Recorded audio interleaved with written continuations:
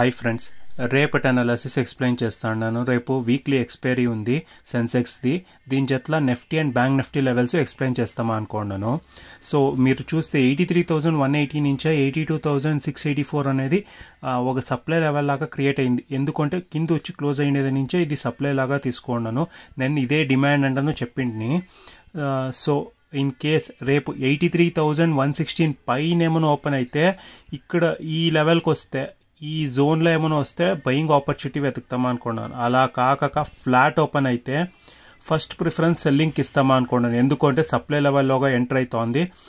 Enter అయ్యేసి పెద్ద క్యాండిల్లో పడితే మాత్రమే సపోర్ట్ లెవెల్ చూస్తే 82,483 నుంచి 82,408 అనేది సపోర్ట్ లెవెల్లో. ఇన్ కేస్ సపోర్ట్ లెవెల్ ఇమ్మీడియట్గా బ్రేక్ అయితేనో మళ్ళీ వచ్చి 82,408ని రీటెస్ట్ చేసి ఆ లోని బ్రేక్ అయితేనే మార్కెట్ కిందకు వచ్చేదానికి. మోర్ ఫాల్స్ చూడాలా అంటే 82,261 కింద మార్కెట్ ఏమైనా క్లోజ్ అయితే మోర్ ఫాల్స్ మార్కెట్ కిందకి వెళ్ళేదానికి ప్రాబబిలిటీ ఉంది, దిగిన ఏమైనా క్లోజ్ అయితే మాత్రము. సో నిఫ్టీ లెవెల్స్ చూస్తే, సో 25,331 నుంచి 25,292 అనేది రెసిస్టెన్స్ లెవెల్లో. సపోర్ట్ లెవెల్ వచ్చి 25,260 నుంచి 25,192 అనేది సపోర్ట్ లెవెల్లో. ఇన్ కేస్ ఫ్లాట్ ఓపెన్ అయితే ఇది నో ట్రేడింగ్ జోన్ లాగా తెలుసుకుంటాం అనుకోండి. లేదు, స్లైట్ గ్యాప్ అప్ అయ్యా ప్రైజ్ ఏమైనా ఈ గ్రీన్ కలర్ లైన్ నుంచి ప్రైజ్ ఏమైనా రిజెక్ట్ అయితే మార్కెట్ కిందకు వచ్చేదానికి ప్రాబబిలిటీ ఉంది. ఈ రోజు లో వరకు వచ్చేదానికి, ఈరోజు క్లోజింగ్ వరకు వచ్చేదానికి ప్రాబబిలిటీ ఉంది. అలా కాకుండా ఫస్ట్ 15 minutes క్యాండల్ ఇటు కింద ఏమైనా క్లోజ్ అయితే, మార్కెట్ పెద్ద క్యాండల్ ఓపెన్ అయ్యి ఇటు కింద ఏమైనా క్లోజ్ అయితే ఇంకొక 5 minutes క్యాండల్ ఈ సపోర్ట్ బ్రేక్ అవుతుందా ఏమేమి చూస్తామా. ఈ సపోర్ట్ బ్రేక్ కాలేదు అంటే మార్కెట్ ఇక్కడే కన్సాలిడేషన్ అయ్యేదానికి ప్రాబబిలిటీ ఉంది. అలా బ్రేక్ అయితే మళ్ళీ వచ్చి 25,192ని టెస్ట్ చేసి తర్వాత ఆ లో ఏం క్రియేట్ చేసింది, అది లో బ్రేక్ అయితేనే మార్కెట్ కిందకు వచ్చేదానికి ప్రాబబిలిటీ ఉంటుంది.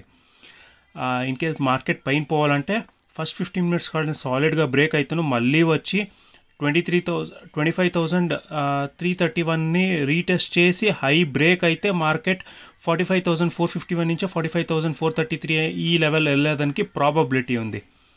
సో బ్యాంక్ నిఫ్టీ లెవెల్ చూసుకుంటే ఆల్రెడీ మార్కెట్ సప్లై లెవెల్లో ఉంది. 52,168 నుంచి 51,957 అనేది ఒక సప్లై లెవెల్లో.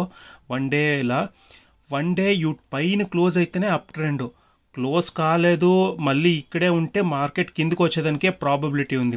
రేపు ఫస్ట్ 15 minutes క్యాండల్ ఇదేమైనా సపోర్ట్ లెవెల్ ఏమైనా బ్రేక్ అయితే, సపోర్ట్ లెవెల్ చూస్తే 51,750 ఇంచ 51,640 అనేది సపోర్ట్ లెవెల్. మళ్ళీ వచ్చి 51,640ని రీటెస్ట్ చేసి ఆ లో బ్రేక్ అయితే మార్కెట్ డ్రాస్టిక్ ఫాల్ వచ్చేదానికి ప్రాబబిలిటీ ఉంది. ఫ్లాట్ ఓపెన్ అయితే మార్కెట్ ఇక్కడే కన్సాలిడేషన్ అన్నా కానీ లేదా సెల్లింగ్ ఆపర్చునిటీకి, ఎందుకంటే మార్కెట్ డౌన్ ట్రెండ్లో ఉండేదాని నుంచే నేను సెల్లింగ్ ఆపర్చునిటీ వెతికేదానికి ఇష్టం పడతాను. ఎందుకంటే సప్లై లెవెల్లా ఉంది, సప్లై నుంచి ప్రైస్ రిజెక్ట్ వచ్చేదానికి ప్రాబబిలిటీ. 52,168 పైన 1 day or 2 days ఏమైనా క్లోజ్ అయితే ఇక్కడి నుంచి అప్ ట్రెండ్ ప్రాబబిలిటీ ఉంది. అలా కాకపోతే మార్కెట్ కిందకు వచ్చేదానికే ప్రాబబిలిటీ. సో ఇదే నా కంప్లీట్ అనాలిసిస్ రేపటి గురించి. రేపు బయింగ్ ఆపర్చునిటీ కింద సెల్లింగ్ ఆపర్చునిటీ వెతికేది బెటర్, ఎందుకంటే సప్లై దగ్గర ఉండేదాని నుంచా in case huge gap up అయితే తర్వాత డిసిషన్ చేంజ్ చేసుకుంటామా.